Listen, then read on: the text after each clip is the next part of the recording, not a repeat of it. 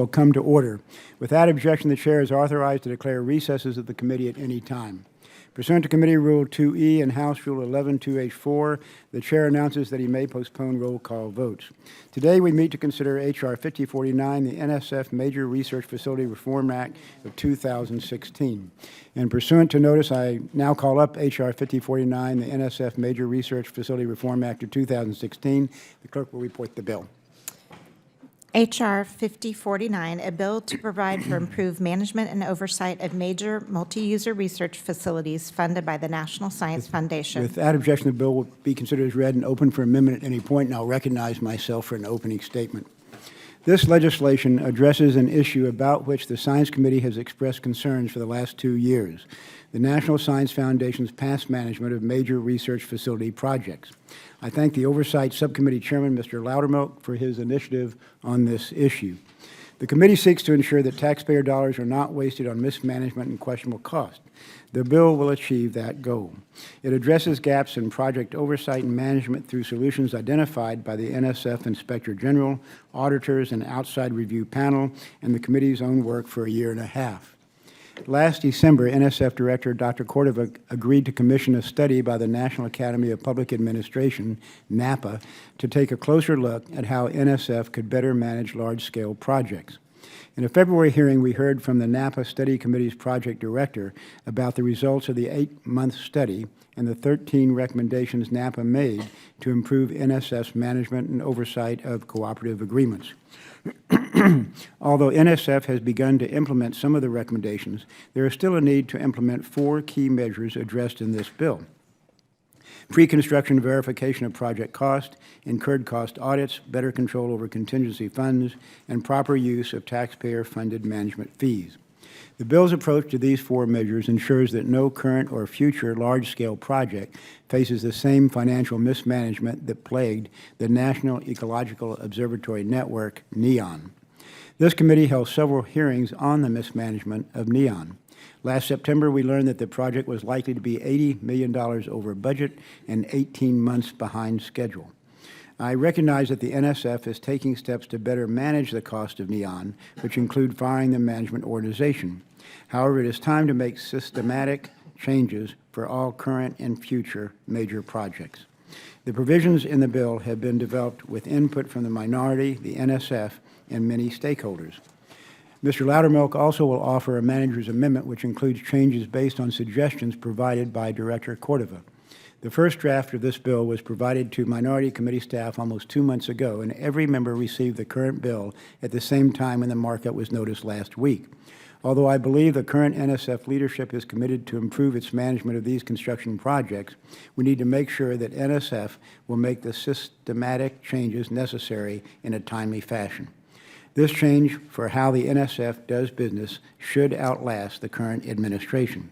Many stakeholders have expressed support for the bill since it provides some certainty for how the NSF will operate. All agencies, as well as their grantees and contractors, need to be held accountable for how they spend taxpayers' hard-earned dollars. The basic responsibility of any government agency is to act in the national interest. That concludes my opening statement, and the gentlewoman from Texas, Eddie Bernice Johnson, the ranking member of the full committee, is recognized for hers. Thank you very much, Mr. Chairman, for holding today's markup of the National Science Foundation Major Research Facility Reform Act of 2016. I also want to thank Oversight Subcommittee Chairman, Mr. Loudermilk, for introducing the bill. This bill deals with an important issue. The National Science Foundation manages a vast array of research projects across its portfolio. While most of these projects involve grants of less than $1 million, some of their projects are of a much larger scale.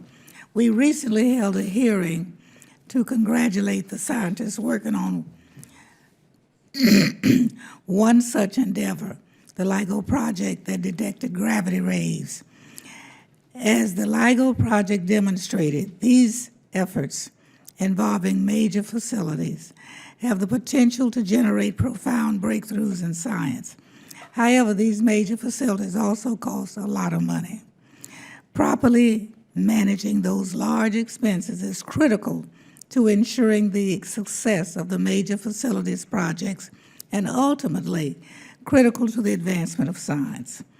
Over the past weeks, Chairman Smith's staff and my own have tried to work on a bill language that would be acceptable to all parties. I appreciate the chair and his staff's work in this regard.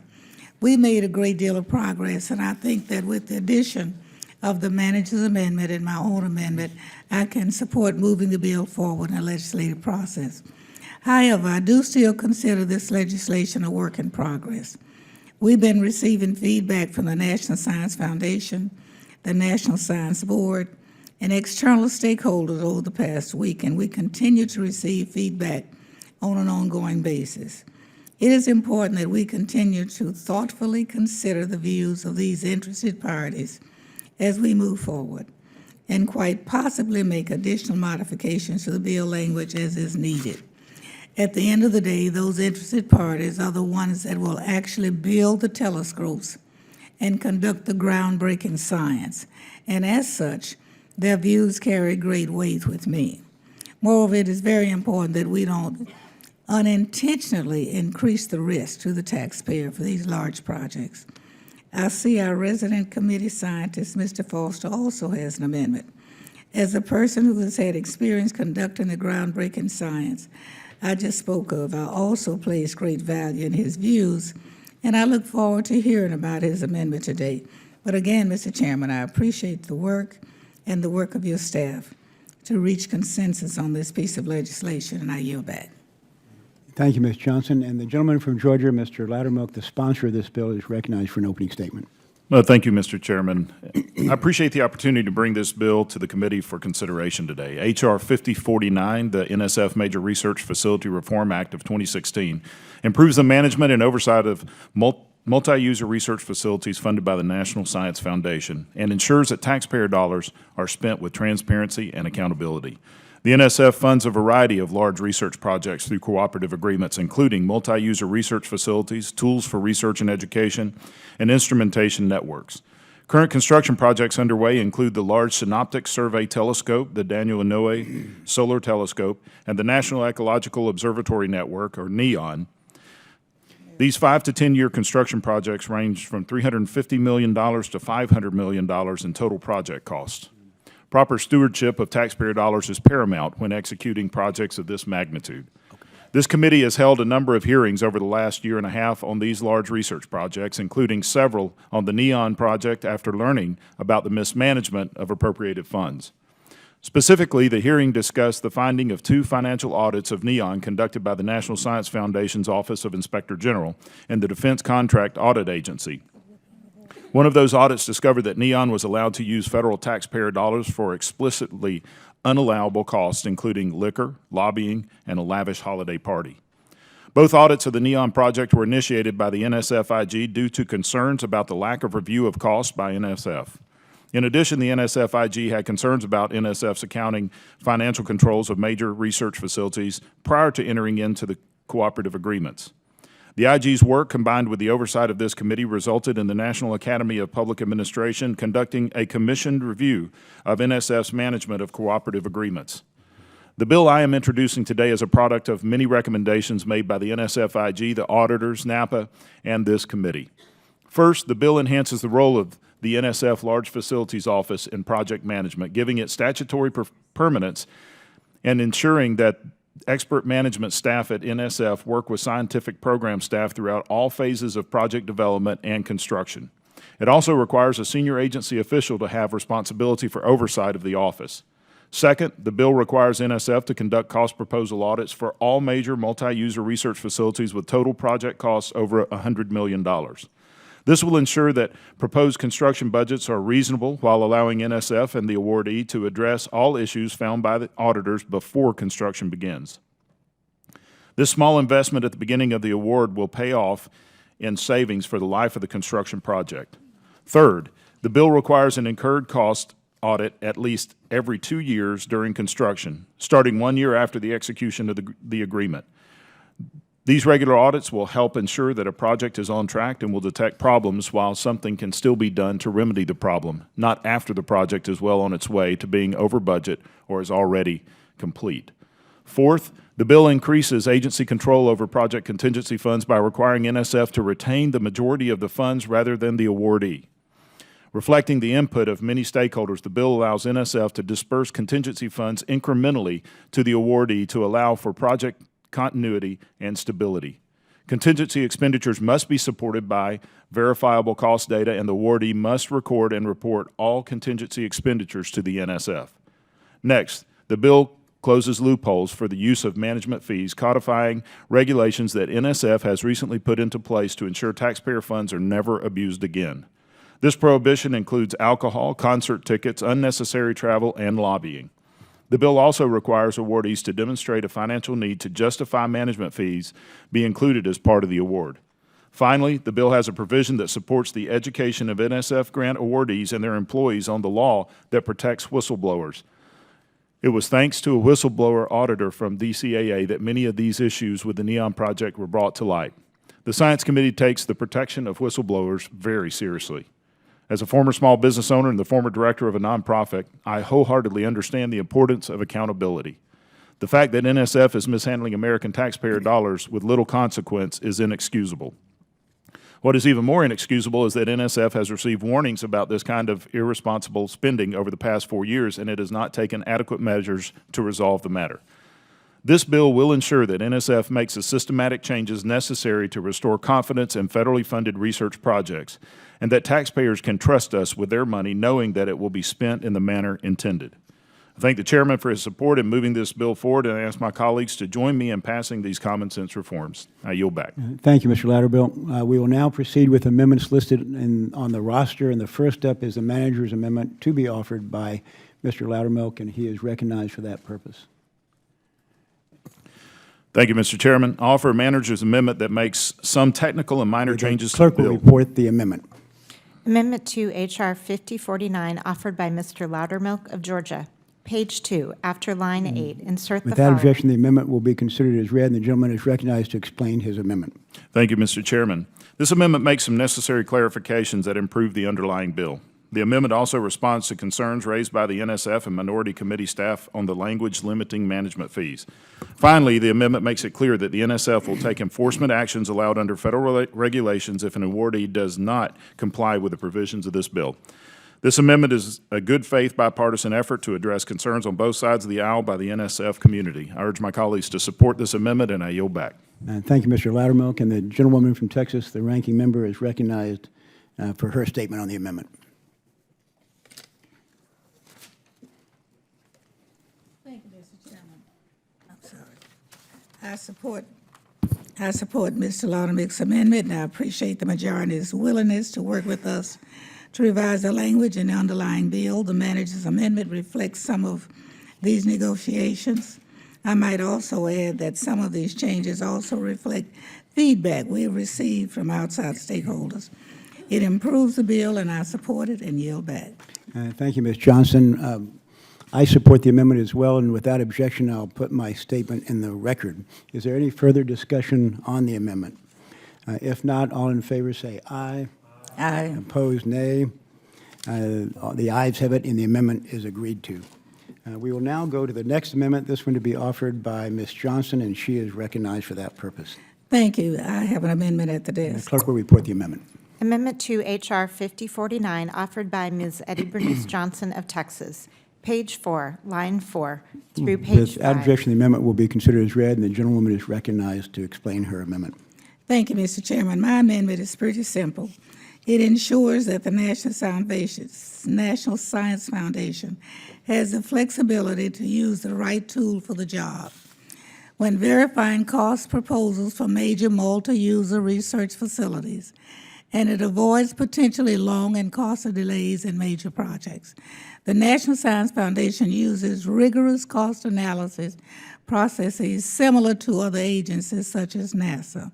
That is why in their December 2015 review of the National Science Foundation policies, the National Association of Public Administration, NAPA, did not recommend that National Science Foundation use audits for most proposals. Consistent with this, my amendment makes a change of audit to analysis. in the underlying bill, and this keeps NSF in line with the government-wide practice. My amendment also eliminates concern we had about cost proposal audits costing taxpayers millions by delaying projects by a year or more. There is a large backlog of auditing requests across government.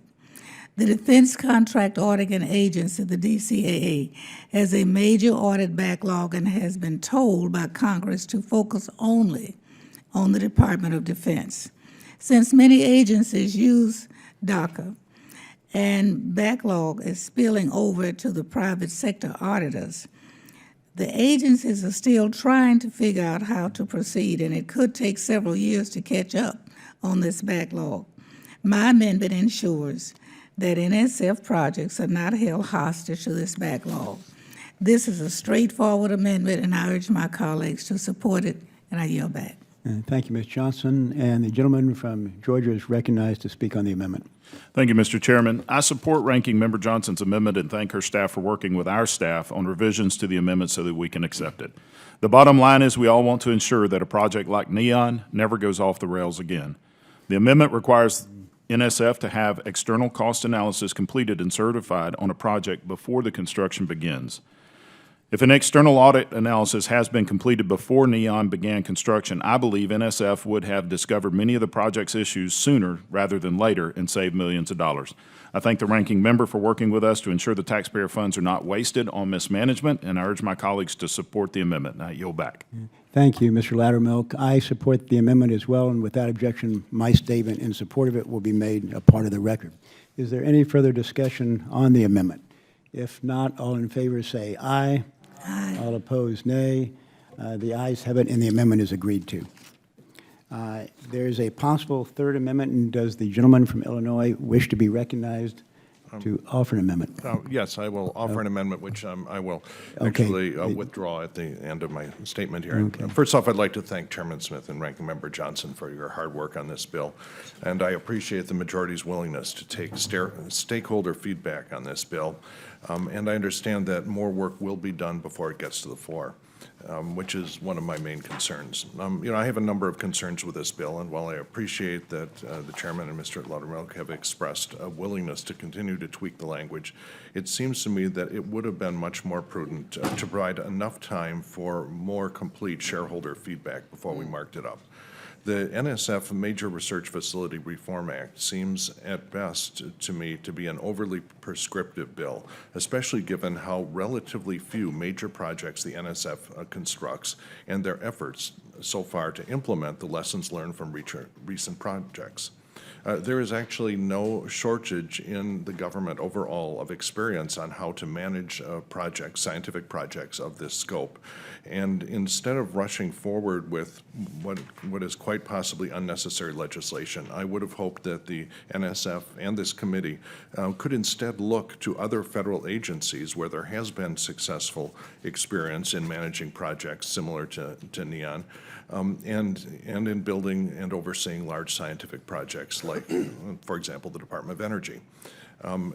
All of that aside, my amendment that I will be withdrawing was a small attempt to improve one particular aspect of this bill, which is the cost of repetitive incurred audits, the cost incurred from repetitive audits. My amendment would not remove the requirement altogether, but would simply have changed it from an automatic biennial audit to one cost incurred audit within the first 24 months of any subsequent, and any subsequent audits would be done only if they are necessary.